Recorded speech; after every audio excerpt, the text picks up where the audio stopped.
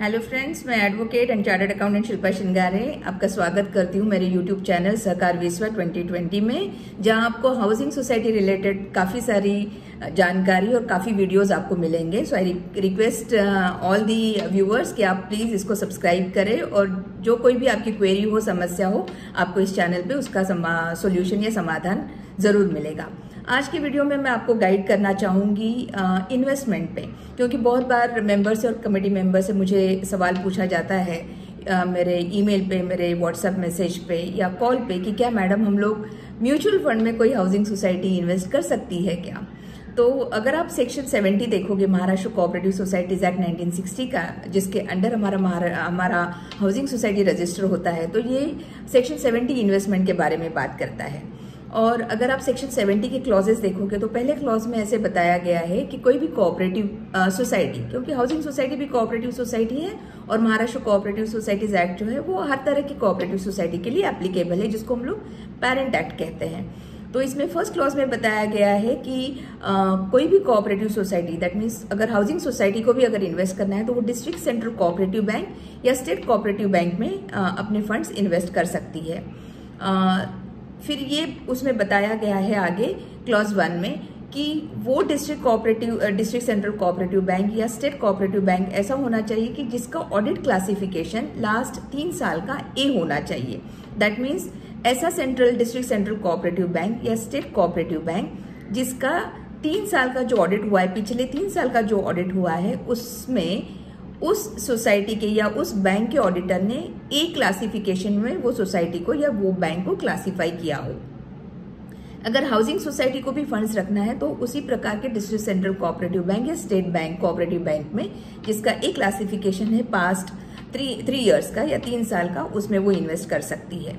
अगर क्लॉज 2 हम लोग देखते हैं सेक्शन 70 का, तो उसमें बोला गया है कि इंडियन पब्लिक ट्रस्ट एक्ट जो है, तो इंडियन पब्लिक ट्रस्ट एक्ट में जो कोई भी सिक्योरिटीज या जो कोई भी आइटम्स उन्होंने बोले कि यहाँ इन्वेस्ट किया जा सकता है, तो उसमें भी कोऑपरेटिव सोसाइटी इन्वेस्ट कर सकती है। ये इंडियन पब्लिक ट्रस्ट एक्ट, इसमें अमेंडमेंट हुआ है अप्रैल 2017 में। और जो अमेंडमेंट है वो अमेंडमेंट अगर आप देखोगे तो वो अमेंडमेंट में ऐसे बोला गया है कि इवन शेयर्स में या म्यूचुअल फंड्स में भी इन्वेस्टमेंट किया जा सकता है, बिकॉज वो आइटम है इंडियन पब्लिक ट्रस्ट एक्ट में। शेयर्स एंड सिक्योरिटीज में ऐसे बोला गया है कि शेयर्स में या म्यूचुअल फंड में भी इन्वेस्टमेंट की जा सकती है।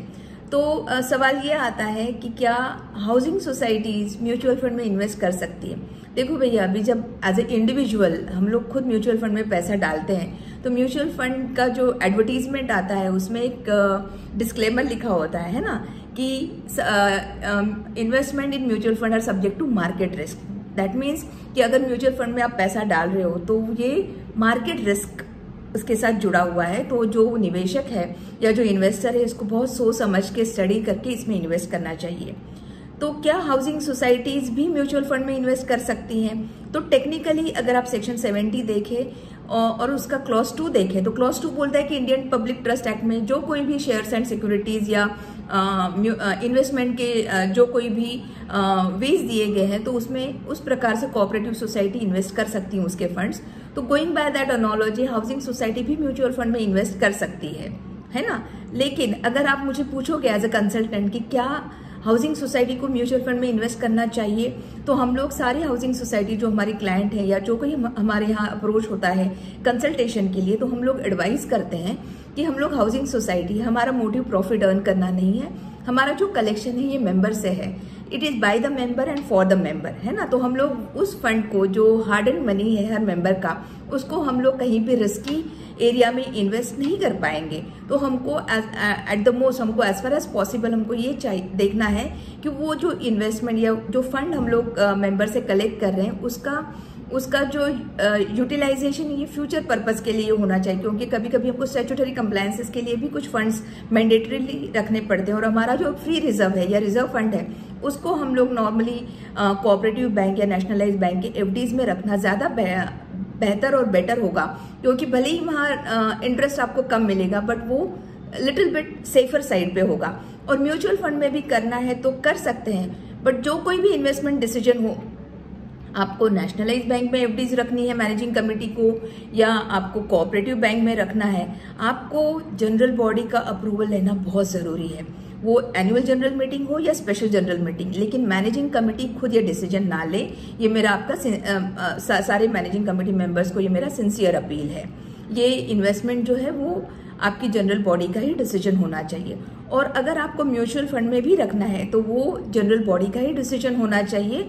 और मैं आपको एक जिस चीज बता दूं कि जैसे अर्बन कोऑपरेटिव बैंक है तो उनको आरबीआई का डायरेक्शन है कि वो इन्वेस्ट कर सकते हैं, क्योंकि बैंक तो बड़ी होती है ना, तो वो अपने फंड्स के साथ खेल सकती है ज्यादा से ज्यादा प्रॉफिट कमाने के लिए या ज्यादा से ज्यादा रिटर्न्स अर्न करने के लिए। बट उनको भी एक मैंडेट दिया है आरबीआई ने कि अगर उनको म्यूचुअल फंड में रखना है तो वो सिर्फ डेट फंड में रख सकते हैं, क्योंकि डेट फंड में क्या होता है, रिस्क बहुत कम होता है। ये डेट सिक्योरिटीज होती है जिसमें इन्वेस्टमेंट गवर्नमेंट सिक्योरिटीज में होती है, तो इसमें रिस्क होने का या लॉस होने का चांसेस बहुत कम होता है।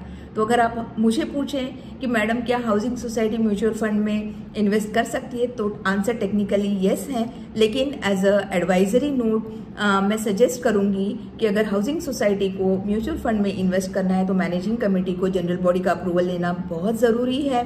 और as far as possible try to reduce, not to put the money in the mutual fund. और फिर भी आपको थोड़ा बहुत amount 5% 10% of the fund which is available अगर आपको रखना है तो आप डेट फंड में ही रखिए। आई होप आपको ये वीडियो अच्छी लगी है और थोड़ा सा इसमें क्लैरिफिकेशन भी आपको मिला है। अगर ये वीडियो आपको अच्छी लगे तो प्लीज़ इसको लाइक करें, शेयर करें और हमारे चैनल को सब्सक्राइब करें। Thank you.